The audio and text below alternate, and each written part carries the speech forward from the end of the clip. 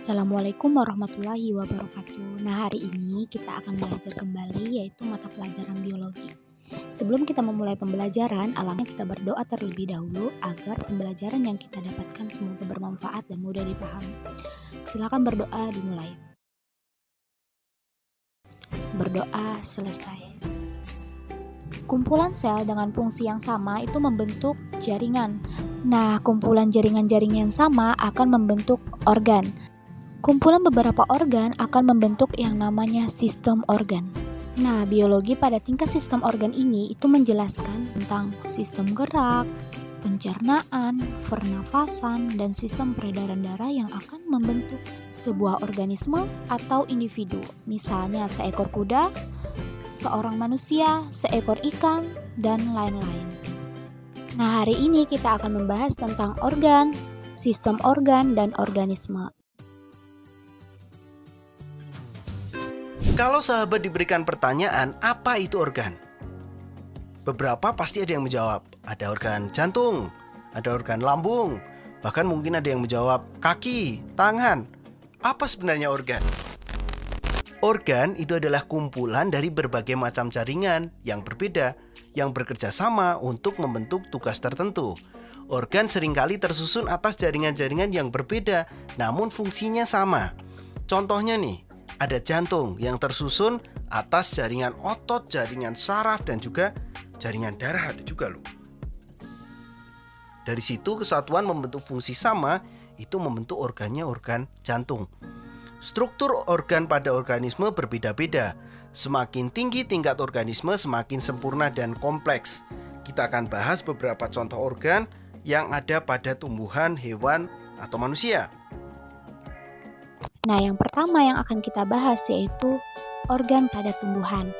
Kita membahasnya dari tumbuhan dulu ya, kemudian baru hewan, dan baru manusia. Biasanya kan dari manusia dulu, tapi sekarang kita mencari hal yang berbeda yaitu dari tumbuhan dulu. Pada tumbuhan yang kita perhatikan sering itu ada 3, yaitu akar, batang, dan daun. Nah, penjelasan pertama yaitu tentang akar. Akar berfungsi sebagai alat untuk menunjang berdirinya tumbuhan pada tempat hidupnya dan juga menyerap unsur hara, menyimpan cadangan makanan itu dari akar. Nah, beda halnya loh dengan batang. Batang merupakan organ yang berfungsi menghubungkan antara akar dengan daun dan juga fungsinya menegakkan tumbuh-tumbuhan. Nah, teman-teman, batang ini juga fungsinya menyimpan cadangan makanan. Selanjutnya adalah daun. Nah, teman-teman, pasti kalian sudah tahu daun itu kan biasanya tempat berfotosintesis. Nah, organ daun ini sangat penting loh. Selain sebagai tempat fotosintesis, ternyata daun ini juga sebagai tempat respirasi atau pertukaran udara. Dan juga fungsi daun ini salah satunya itu sebagai penguapan air. Bagaimana yang ada di hewan ataupun manusia? Dan juga memiliki tentunya pasti organnya memiliki fungsi-fungsi khusus. Contoh aja ya. Jadi sebenarnya organnya pasti ada banyak. Contohnya ada lidah, itu organ lidah, hidung, ada telinga, ada mata, itu organnya organ indera misalnya. Organ dari alat indera. Ada paru-paru, pada organ pernafasan, ada lambung, ada usus, ada hati itu di organ pencernaan, ada ginjal, kulit, paru-paru itu di organ ekskresi. Banyak ya sahabat semua. Nah, setelah mengenal organ, kita akan membahas lebih lanjut. Organ-organ ini itu berkaitan membentuk sebuah sistem organ. Nah, jadi sistem organ itu adalah gabungan dari beberapa organ yang saling bekerja sama satu sama lain. Tanpa adanya kerjasama antar organ ini, tentu organ-organ dalam tubuh tidak akan terhubung dan juga tidak berfungsi dengan baik. Misalnya, jantung yang seharusnya memompa darah tidak akan berhasil menyalurkan darah ke seluruh tubuh apabila tidak bekerja sama dengan organ pembuluh darah. Simpel kan? Coba ada jantung aja nggak ada pembuluh darah. Tidak ada tuh sistem peredaran darah. Nah, salah satu contoh sistem organ yang terdapat pada manusia juga ada sistem pencernaan. Sistem pencernaan itu isinya ada organ mulut, kerongkongan, usus, dan anus banyak. Jadi ini membentuk sebuah sistem organ. Contoh lain ada sistem organ pernafasan. Itu ada hidung, tenggorokan, organ faring, laring, trakea, dan juga paru-paru. Sahabat, Bagaimana kalau ada salah satu di antara organ ini rusak misalnya? Pasti sistem organ ini tidak akan berjalan lancar, pasti ada gangguan. Sehingga ini saling ada keterkaitan antar organ membentuk sebuah sistem organ.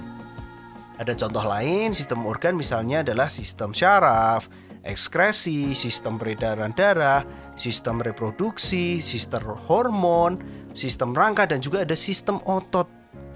Itu adalah beberapa contoh-contoh sistem organ yang ada pada makhluk hidup. Sama halnya dengan manusia, organ-organ di tubuhan juga saling bekerja sama satu dengan yang lainnya. Karena dalam fotosintesis nih, pokoknya fotosintesis tahu ya sahabat semua ya, itu membutuhkan daun sebagai wadahnya, serta membutuhkan batang juga sebagai lorongnya yang tempat menyalurkan hasil fotosintesis ataupun zat-zat yang diambil akar. Ke daun kan lewat batang dulu. Itu artinya proses ini terjadi karena adanya sistem organ. Bahkan pada tumbuhan ada yang namanya sistem pengangkutan, sistem pelindung, sistem penyokong, dan juga berbagai sistem lain. Nah, Mr. Pink misalnya nih contohnya, di sistem respirasi tumbuhan itu ada membutuhkan yang namanya stomata, lentisel, dan juga akar. Jadi fungsinya jelas untuk keluar masuknya oksigen dan karbon dioksida. Nah, kalau transportasi atau pengangkutan itu butuhnya ada daun, batang, akar. Tentunya mengedarkan zat makanan dan air ke seluruh tubuh tumbuhan. Apakah bisa ada sistem gerak di tumbuhan? Ada sahabat. Sebenarnya tumbuhan itu juga bergerak, tapi bergeraknya adalah bergerak pasif. Bergeraknya ada yang batangnya bergerak, daunnya bergerak, ataupun akarnya. Misalnya mencari unsur hara. Nah, ini ya karena ada respon rangsangan dari luar. Nah, teman-teman, dalam tingkatan organisme, sistem-sistem organ itu akan membentuk yang namanya organisme atau individu. Nah, contoh dari tingkat organisme apa? Nah, ya kita sendiri, manusia, hewan, tumbuhan. Nah, teman-teman, bagaimana sih kita mengetahui bahwa sesuatu itu dikatakan organisme atau individu? Nah, di sini organisme atau individu itu memiliki ciri-ciri. Jika dia memerlukan makanan, bernafas, bergerak, tumbuh dan berkembang biak, peka terhadap rangsangan, itu yang disebut sebagai organisme atau individu. Jadi, jika memiliki ciri-ciri tersebut, maka dia disebut sebagai organisme atau individu. Selanjutnya, apa sih perbedaan antara tingkat individu, populasi, dan komunitas? Nah, di sini kita akan menjelaskan lagi perbedaan ketiga tingkat organisme tersebut. Nah, untuk tingkat individu itu bisa kalian lihat di layar, yaitu seekor monyet. Contoh lain misalkan seekor kambing, seekor kuda, seekor tupai. Nah, itu adalah tingkat individu. Tapi jika individu itu berkumpul dengan kumpulannya lebih dari satu, baik itu 2, 5, 10, dan sampai kumpulan banyak seperti sapi ini, itu namanya tingkat populasi. Jadi populasi ini adalah kumpulan dari individu.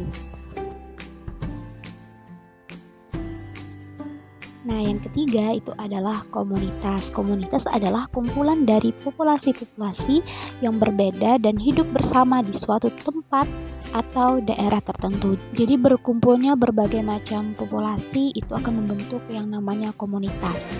Tempat di mana makhluk hidup tinggal disebut dengan habitat.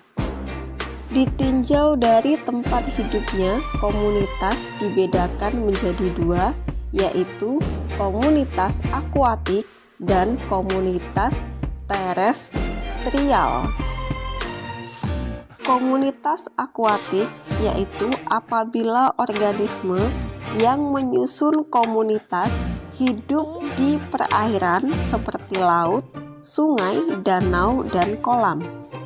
Komunitas terestrial yaitu apabila organisme yang menyusun komunitas hidup di daratan seperti padang pasir, padang rumput, dan sebagainya. Yang keempat, ekosistem. Ekosistem adalah suatu sistem kesatuan yang terbentuk antara komunitas organisme hidup dan lingkungan fisik sekitarnya. Ekosistem yang terbesar di dunia disebut dengan biosfer. Contoh ekosistem adalah ekosistem sawah, ekosistem hutan, ekosistem gurun, dan ekosistem air. Yang kelima, bioma dan biosfer. Ekosistem yang terbentuk karena perbedaan letak geografis dan astronomis disebut bioma. Di bumi terdapat 6 bioma utama, yaitu bioma gurun, bioma padang rumput, hutan basah, hutan gugur, taiga, dan tundra. Masing-masing bioma memiliki sifat yang khas yang dipengaruhi oleh kondisi komponen-komponen abiotiknya.